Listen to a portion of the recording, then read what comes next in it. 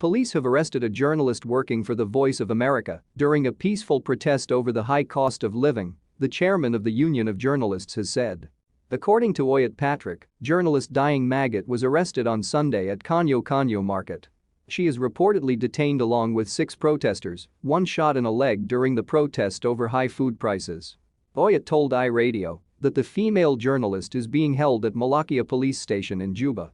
It is true she was arrested while covering a protest in Juba, and nobody has even known that she was arrested, said Oyet.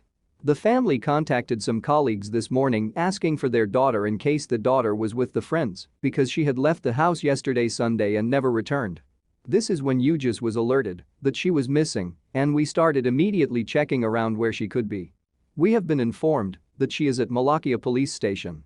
On Sunday, some protesters took to the street, holding posters such as "We cannot manage water and sugar now," "We cannot afford bread now," and "Save our lives from hyperinflation."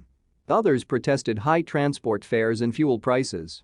The young people were also demanding a unity government to address unemployment and insecurity in the country.